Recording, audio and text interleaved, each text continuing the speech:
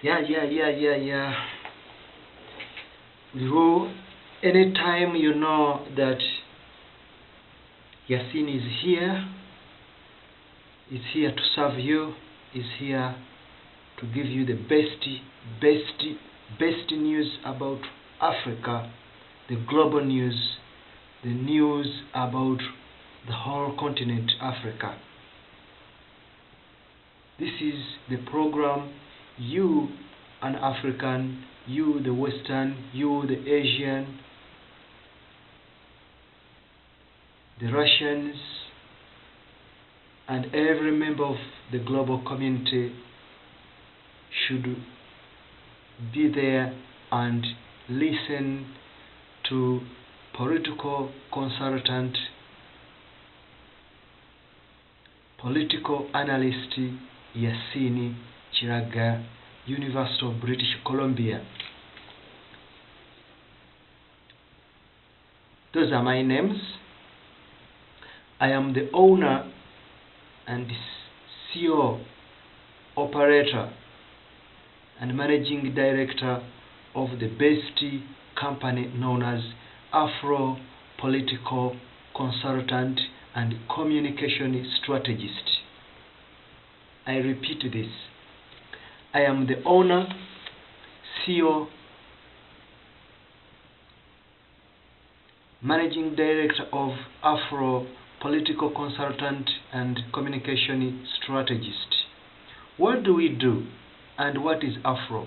Afro, it is just a black style, hairstyle, Western style, if you want you can adopt it,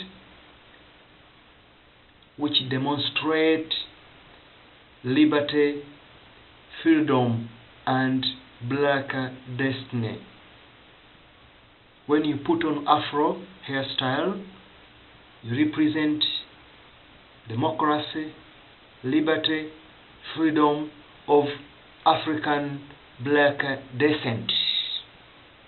These are natural hair by Africans, the black Africans.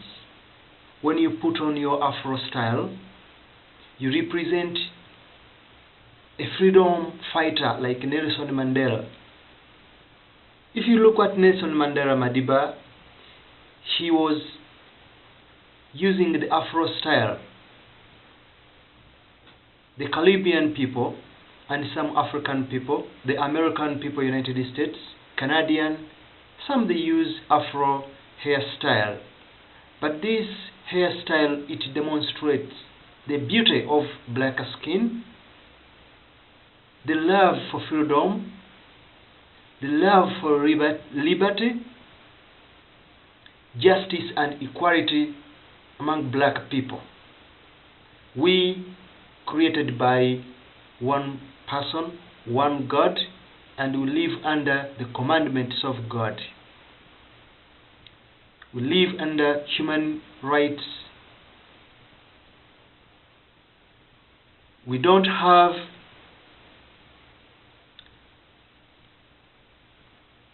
inequalities among ourselves. The Afro. Justice, unity, democracy, peace. As our Madiba Nelson Mandela, one day he said that I have fought against the black domination, and I have fought against the white domination. The situation which is in Southern Sudan today, it is unbelievable to hear a new independent state which would have acted as an exemplary to Africa today, to spread democracy, to fight for equality, to represent a good image of reconciliation and the fruits of negotiation, mediation that they reached recently with the government of Bashir, president of Northern Sudan. Let us hear what is in Sudan today and see whether Africans today, we on the right track towards development, prosperity, democracy that our leaders promises during electoral campaigns.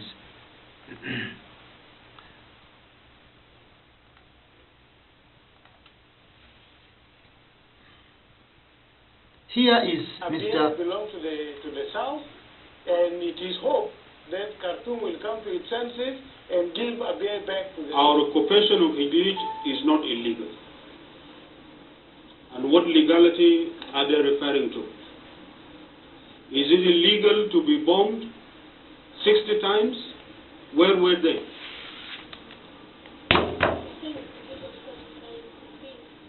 Who told them that it is within Sudan when the border is not demarcated? They should demarcate the border first so that the lines are clear. Let them show us where the border lies. We have our maps and we are ready to go to international arbitration. That is where the legality would be established. Security Council made a resolution requiring the government of Sudan to withdraw from Abyei last year. The Sudan government has not withdrawn. Is it illegal or legal that Sudan continue to be in Abyei despite their occupation? Or Pansao is that a distance of more than 70 kilometers inside South Sudan, on the borders of South Sudan. Abyei is the southern land, has always been. It will always be. If it is the single thing that we are going to go back to war over, South make no Sudan's mistake about it. president says he's defeated and Dictatorship. dressed in his military uniform. The rest of the cabinet. Officially, it was presented as a reshuffle, but it came after Machar challenged his leadership. We now have one man's rule. So what is one's man rule? Dictatorship.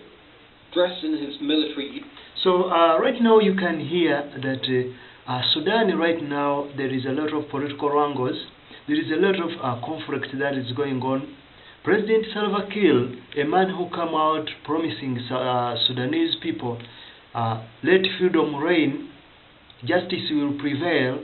Today he's facing a big challenge, surrounded by opposition parties, surrounded by conflict from his own people. From his own people. A man who fought for about 50 years, just fighting against the Arabs in the northern Sudan. In fact, not only the Arabs, but just including the British, because the Sudan. When you go back into the Sudanese conflict, it started right in 1946, 1940s, when the black, just the southern minority claiming for the operation against the northern part of Sudan, and then they decided to use any means to go and fight for the freedom, the liberation that brought them to independence in 2011 July. Today, President Salva Kiir, he is not in good terms.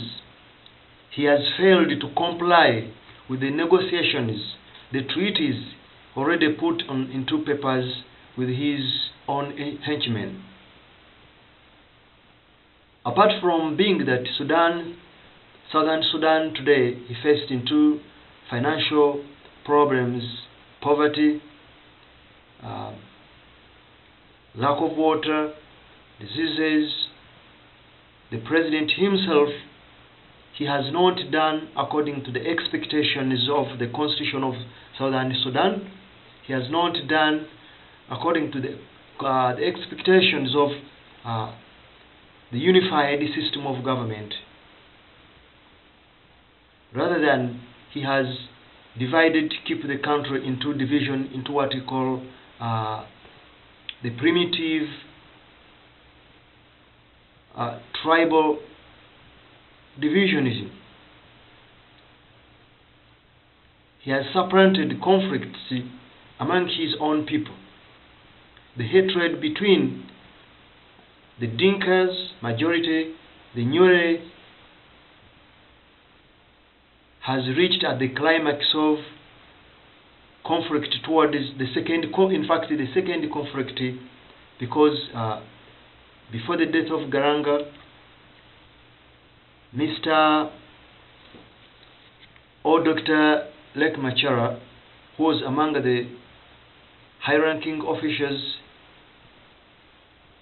he launched a guerrilla campaign against the government of the rebel movements dominated by the Dinka, claiming the inequalities within SPLM, Sudanese Liberation Movement.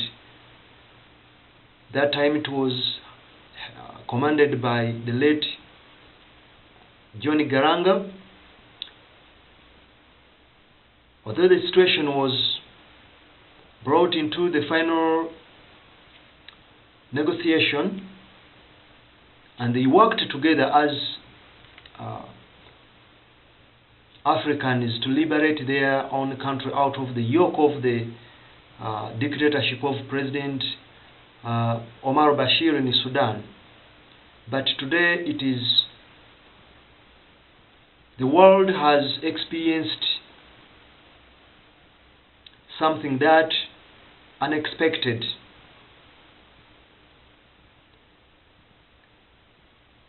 I don't know how this situation will be handled by the United Nations Secretary General. I don't know how this situation should be handled by the Sudanese, the African Union, and the East African Commission, under which Southern Sudan belongs today. Why there is a war?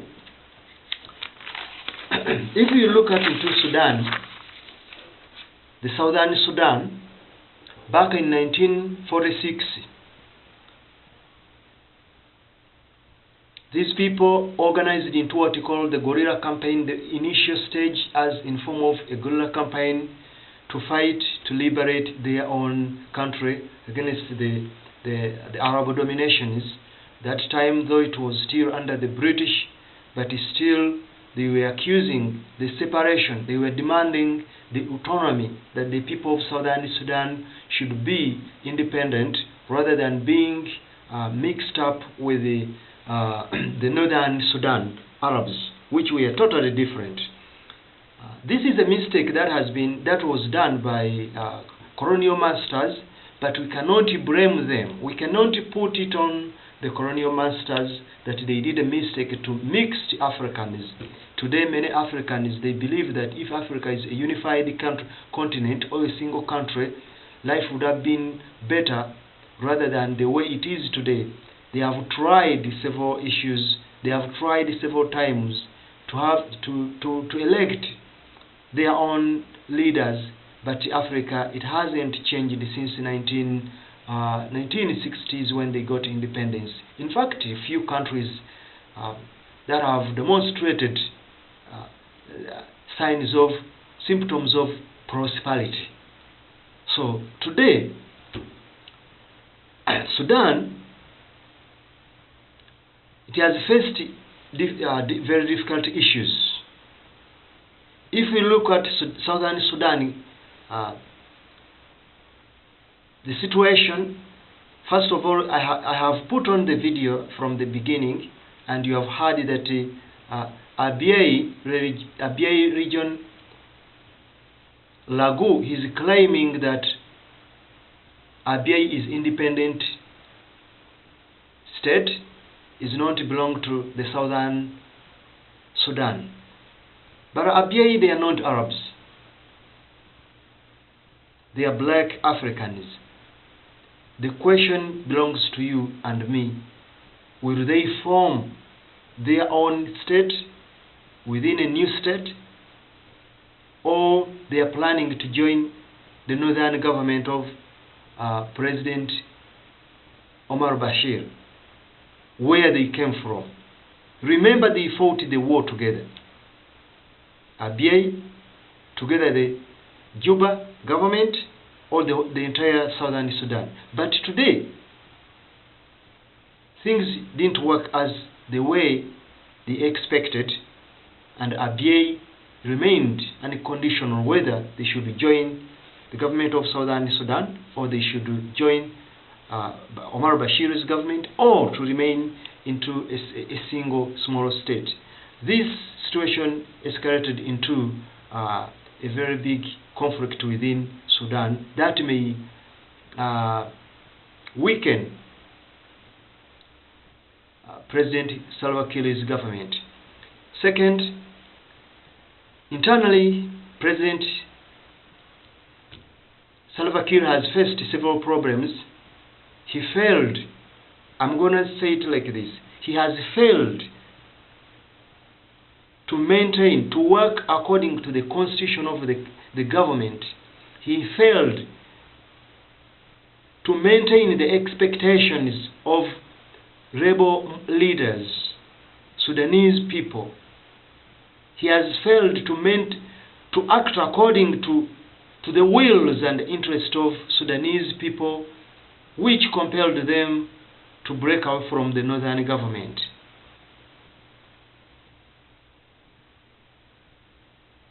We needed to think about this situation. President Salva Kiir has suspended recently his vice president, the great statesman of Southern Sudan, Dr. Riek Machar.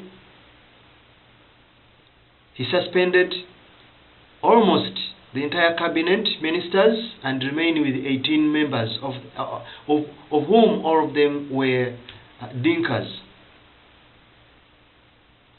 He has declared the state of emergency.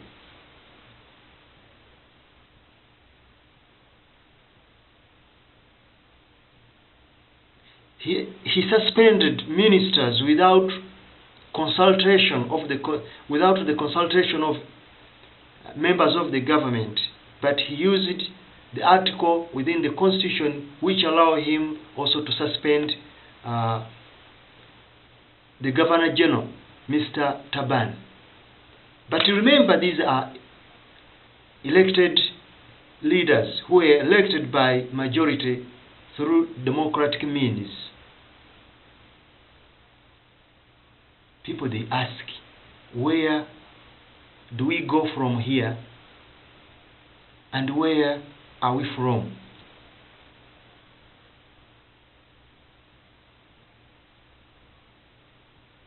Let us hear what is Lagu. Let us hear what hold the National Convention in May as is required every 5 years under the party's constitution.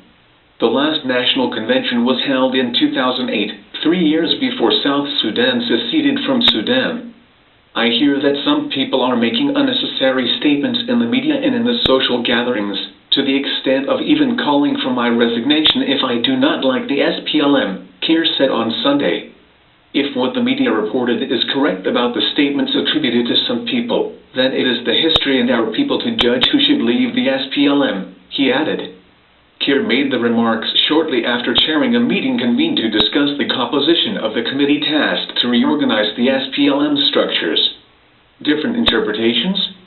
Meanwhile, Kiir insisted the media had misinterpreted what he said on SPLM structures, instead of quoting what I said, which they, the media themselves, recorded.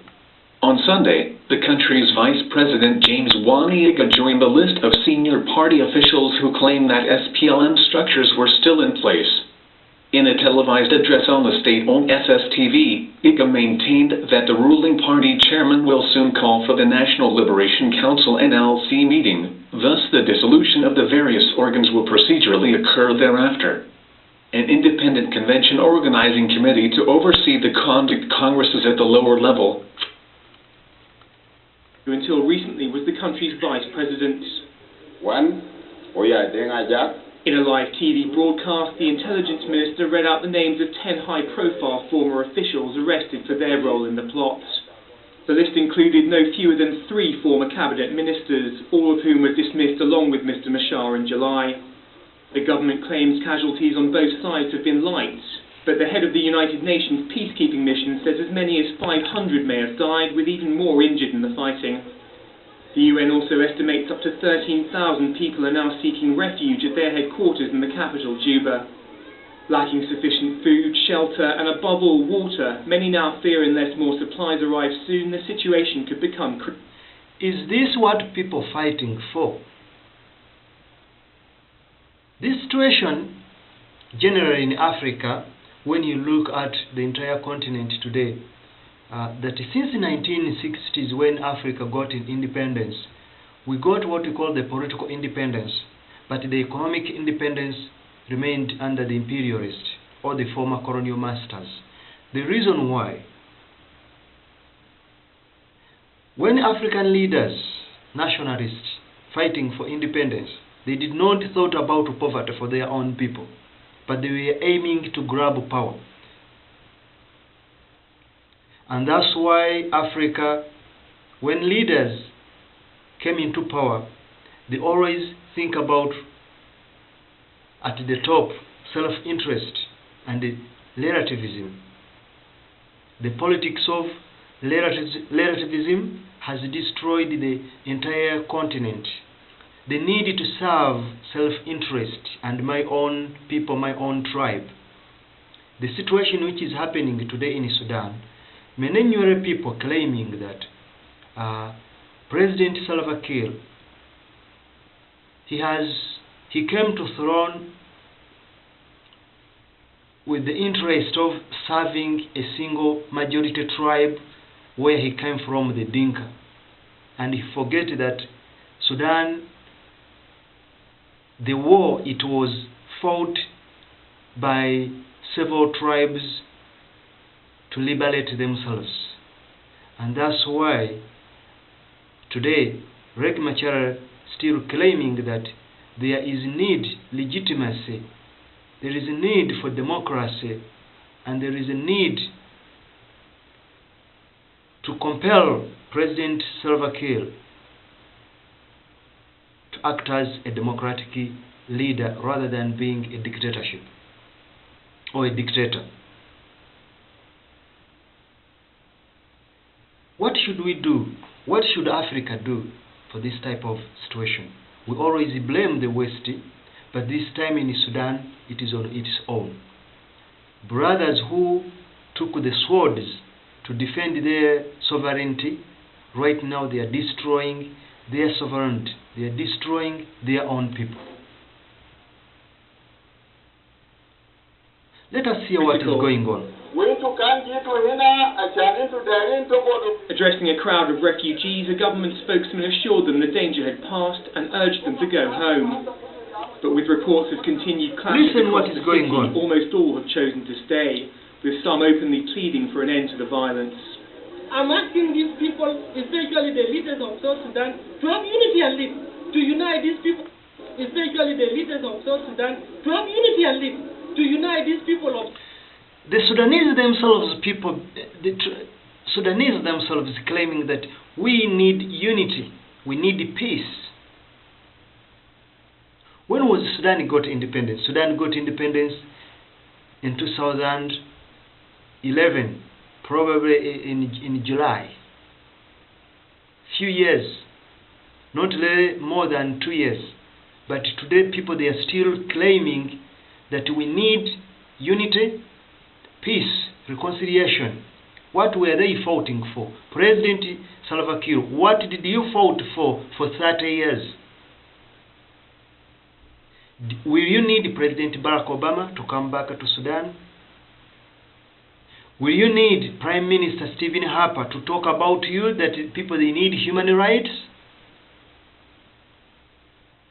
Or you need Tony Blair to call your government to declare democracy, peace?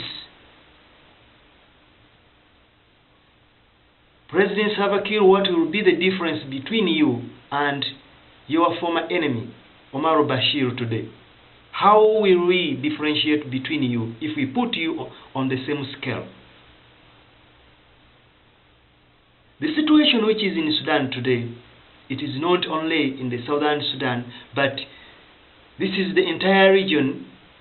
Even if you look at into other neighboring countries, many people who sacrificed their life to defend their sovereignties, they are in exile, they are in jail. The opposition parties have been shut down because they do not believe in the regimes which are in power. Let us listen what Sudanese say. South Sudan, to make them one people, one country, with one heart, one family. This is my message to them, because I don't see the reason of killing innocent people for no reason. Mr. Mashar's current, where this is one person, one people, to make them understand.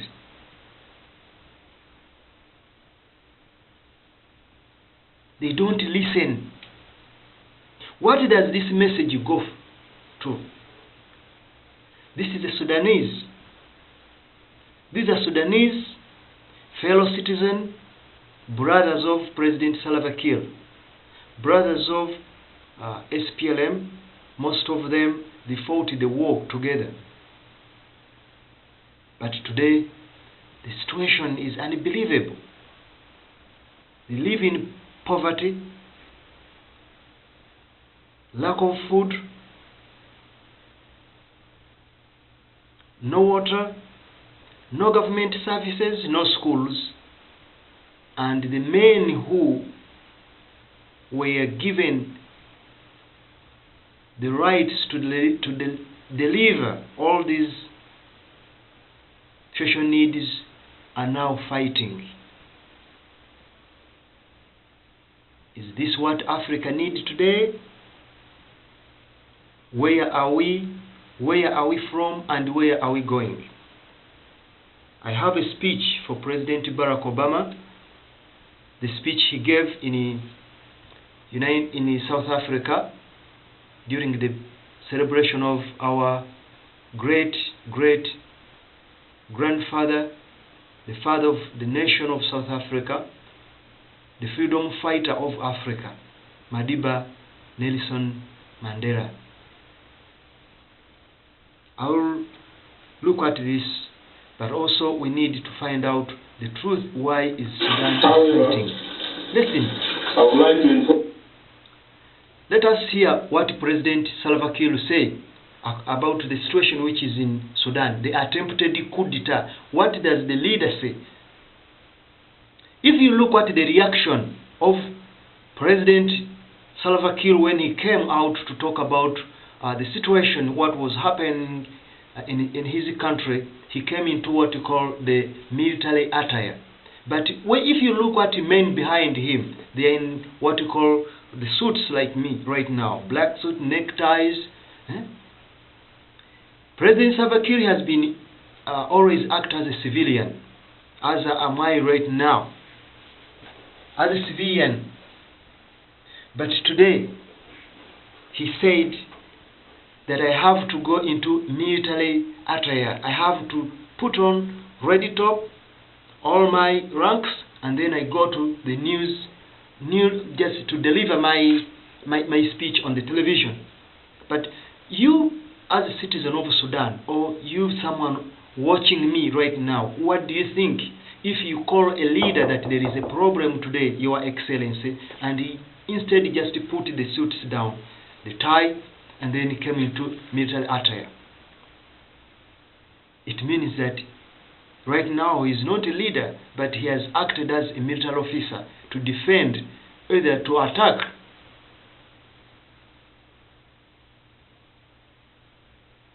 What does the people of Sudan demand him? What does the freedom fighter, what you call the small group of armed officials who are fighting him, or opposing his government, what are their demands? What are their grievances? and how are we going to settle them in order to maintain peace and stability? Does it mean that Sudan got power? Sudan got independence? Does that mean that everyone is free? Human rights in Sudan, Southern Sudan, we have seen a lot of people on chains, accused for crimes.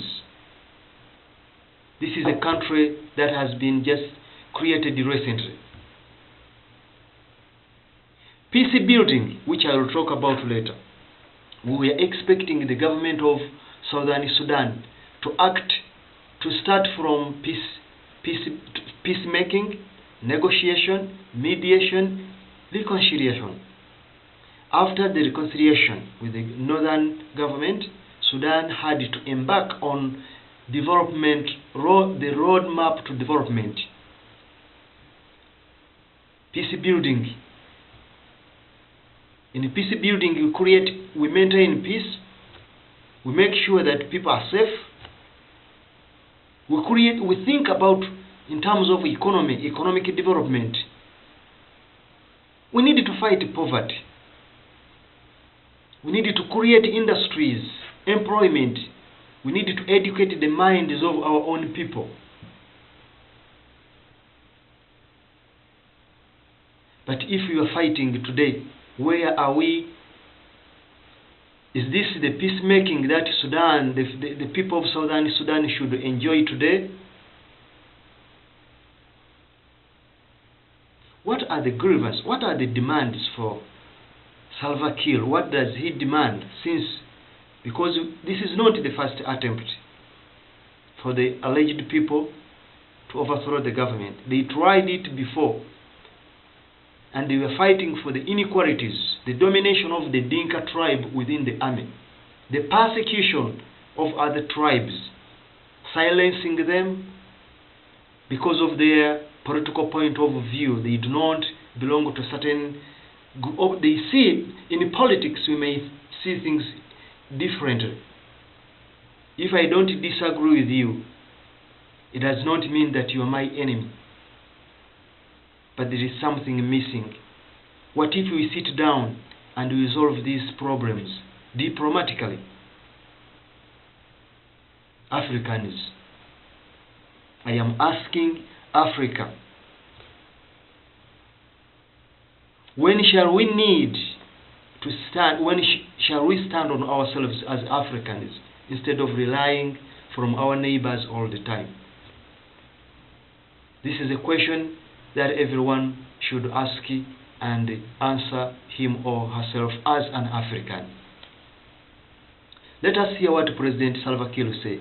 You all, my dear citizens, that your government is in full control of the security situation in Juba.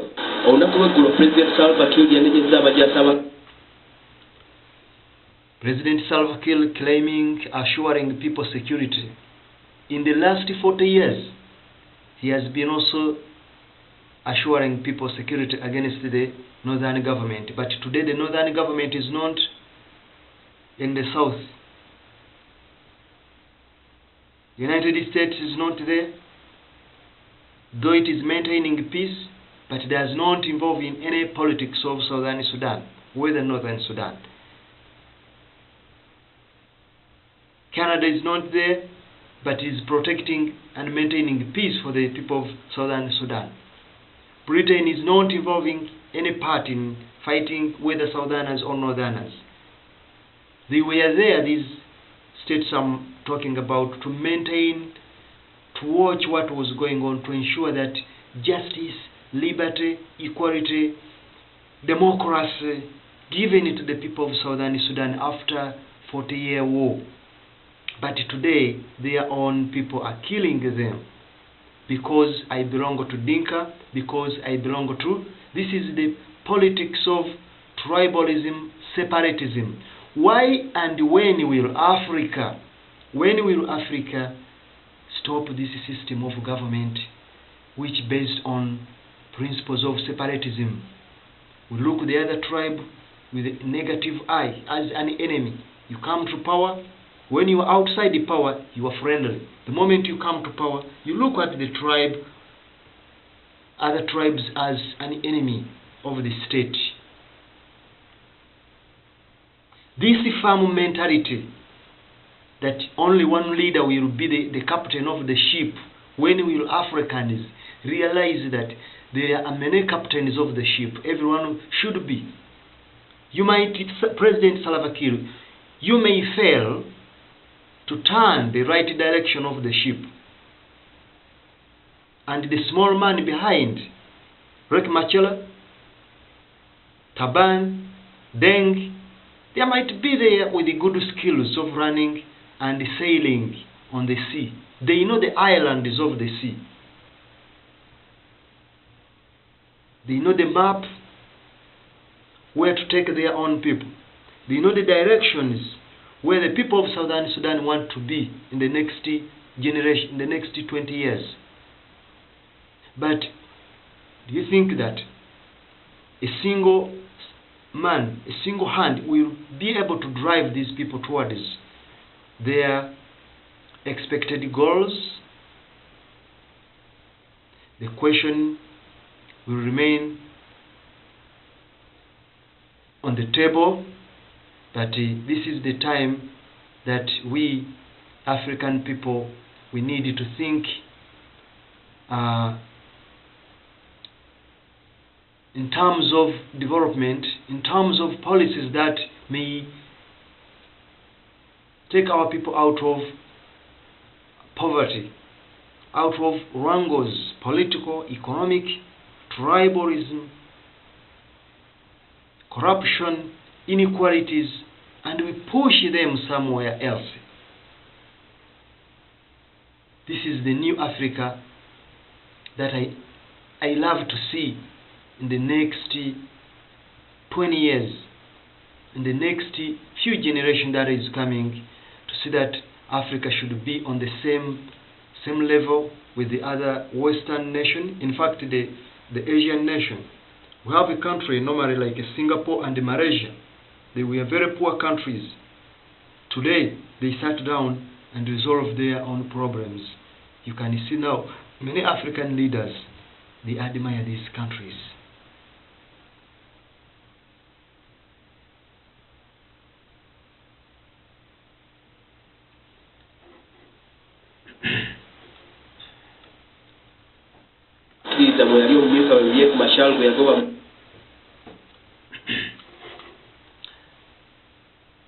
We are going to look at the statement that we are given by President Obama. In his speech in South Africa, President Obama, he gave one of the best speeches in this world. In fact, I ranked President Obama's speech at the same level, the same degree with what Martin Luther King, I Have a Dream, gave in Alabama, United States.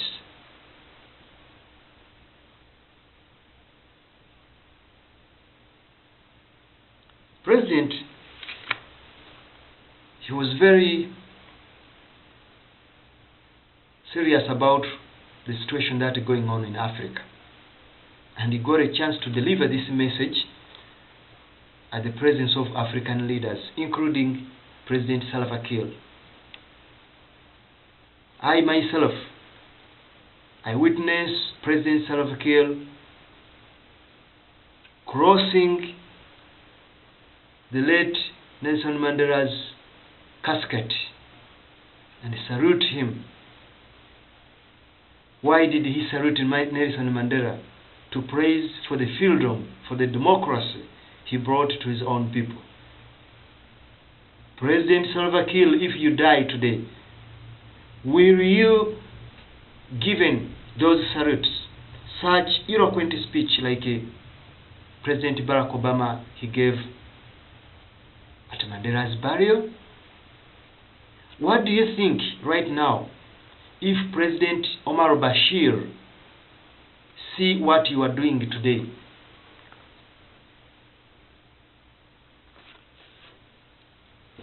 Let us look at the situation in Sudan historically, in terms of history. A country known as Sudan, the Southern Sudan,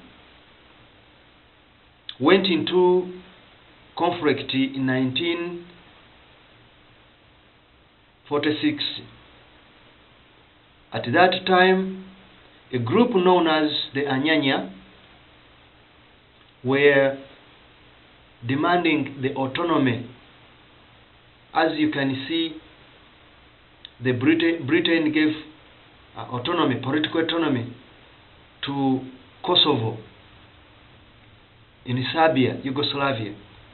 And the President Slobodan Milosevic, he tried to ignore this autonomy.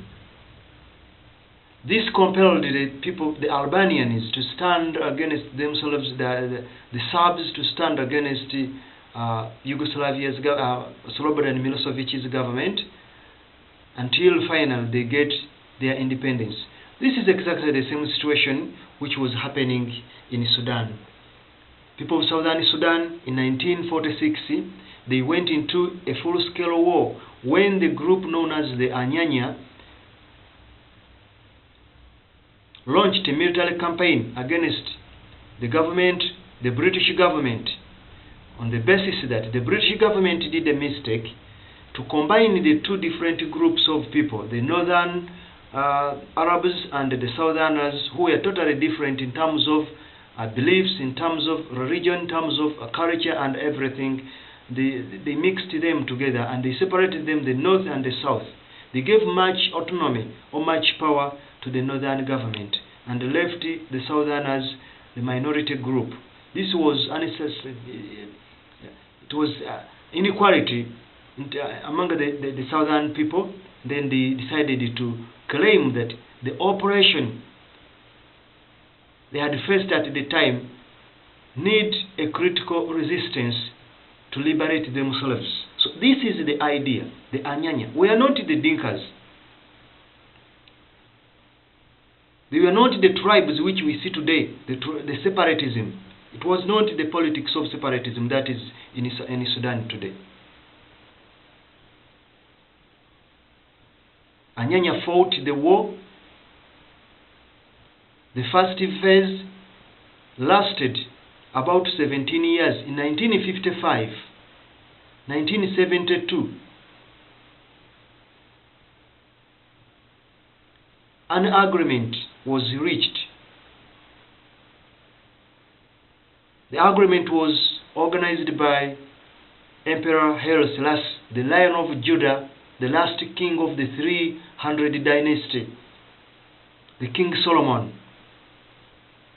Haile Selassie organized, mediated the meeting, and the result, Sudanese people still were not satisfied with the Prime Minister Numeri. As you know, this conflict has been escalation, eruptions, fighting, until recently Joseph Lagu. Joseph Lagu was born in 1930.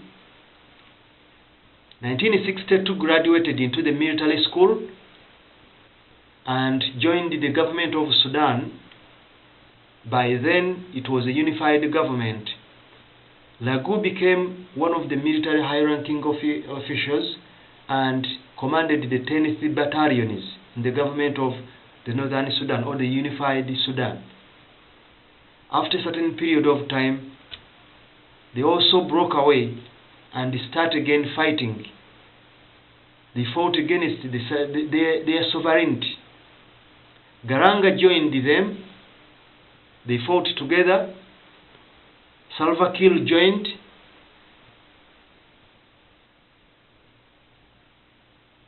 Dr. Riek Machar joined the war.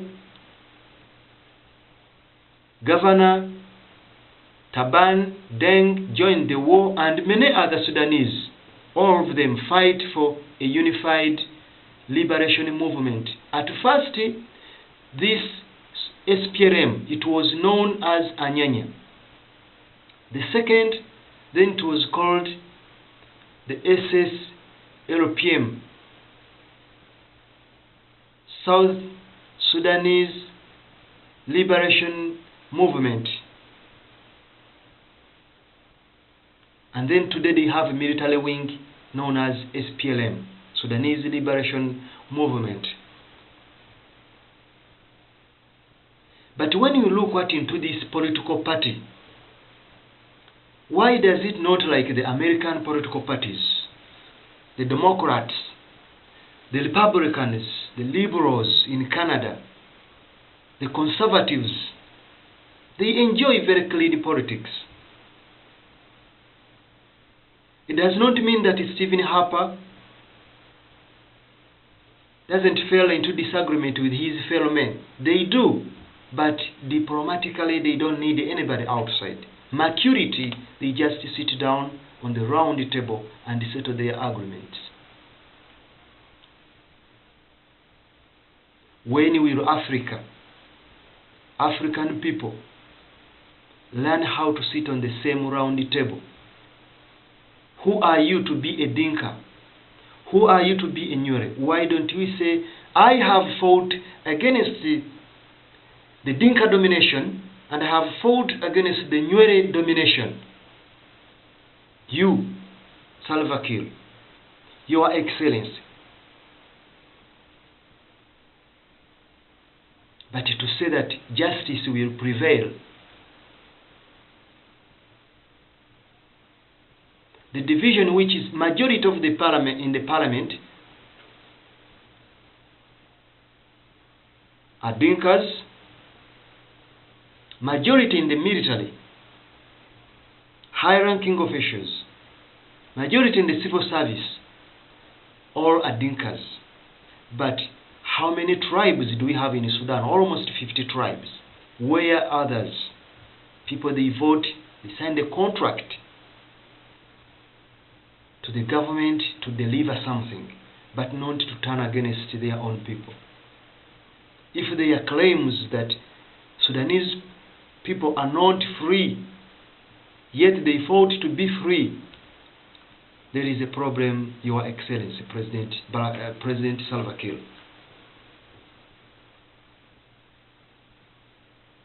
But this is not the situation that very much concerned to only South Sudan. It has been the same situation in Darfur. It's the same situation in Uganda, the neighboring Uganda. Still the same situation that many opposition parties, some they are in exile, some are not free. The same situation in Rwanda. Some political parties are free, others politicians are not free, some they are in jail. The same situation in Ivory Coast, the same situation in Zimbabwe, the same situation in Madagascar, coup d'etat, the same situation in Eritrea, the same situation in Somalia, and the same situation in Libya, the same situation in Egypt, where massive people went on strikes against President Mubarak. Don't you think it's the same situation in Tunisia? What about in Ghana?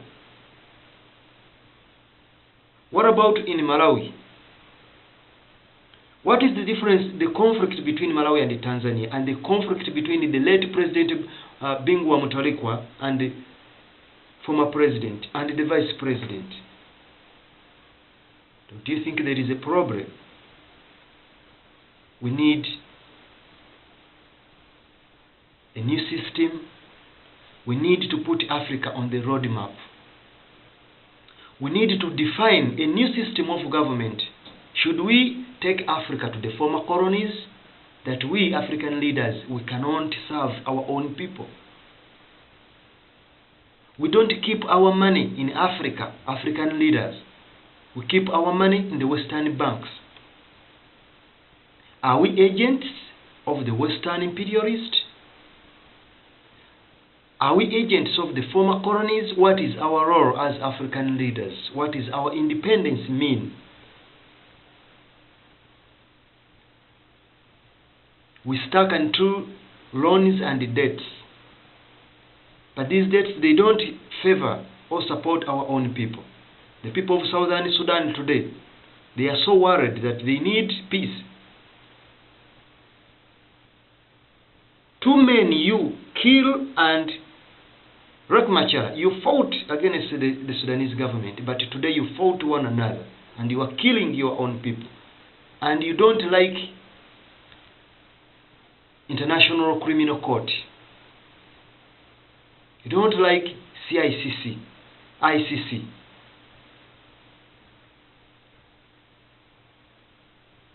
The leader who does not respect human rights, who does not respect democracy, if you have become a dictator, you suspend the constitution, you suspend your own the ministers and everything, you abrogate the constitution, you are a dictator. You are not you are dictator number 1.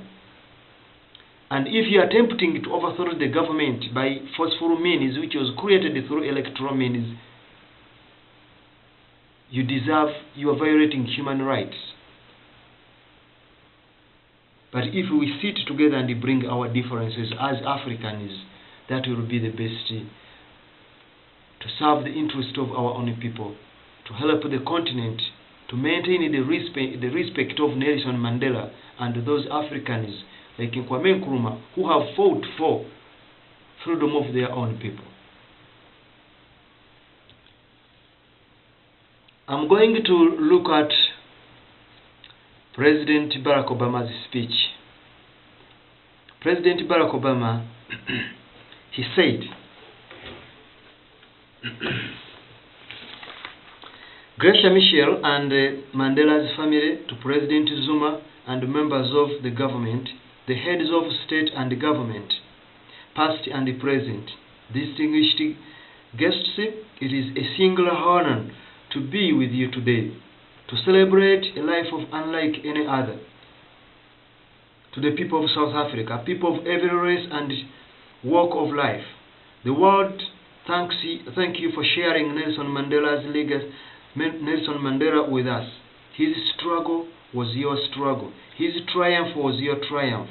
Your dignity and hope found expressions in his life, and your freedom, your democracy is the cherished legacy. This is what President Barack Obama said. President Barack Obama, he added on, said that we too must act on behalf of justice. We must act on behalf of justice. I don't fear to die, Yasin. This is my own company, Afro, political consultant and communication strategist. We are responsible to deliver the message, to advise political leaders, campaign strategists, democracy, human rights, to spread the message beyond where it cannot reach. Right now, this is our job. Afro, we deliver the message of President Barack Obama to President Salva Kiir, to the former Vice President Riek Machar, to the Governor of Southern Sudan, to the United Nations, Ban Kim, to African Union, to SADC, to East African Commission, to Economic Cooperation of West African States, ECOWAS, to Central African Cooperation, to the North Arab League. We deliver this message that the people of Southern Sudan will not tolerate this situation which is happening today in their country. The struggle for power, who should control the politics of tribal domination, they have tired this. They want a leader who gonna set them towards transparency, equality, democracy, and development. President Barack Obama, he said that we too must act on behalf of peace. There are too many of us who happily embrace Madiba's legacy of racial reconciliation, but passionately resist even modest reforms that would challenge chronic poverty, growing inequality. There are too many leaders who claim solidarity with Madiba's struggle for freedom, but do not tolerate dissent from their own people. And there are too many of us who stand on the sidelines, comfortable on complacency or cynicism when our voices must be heard.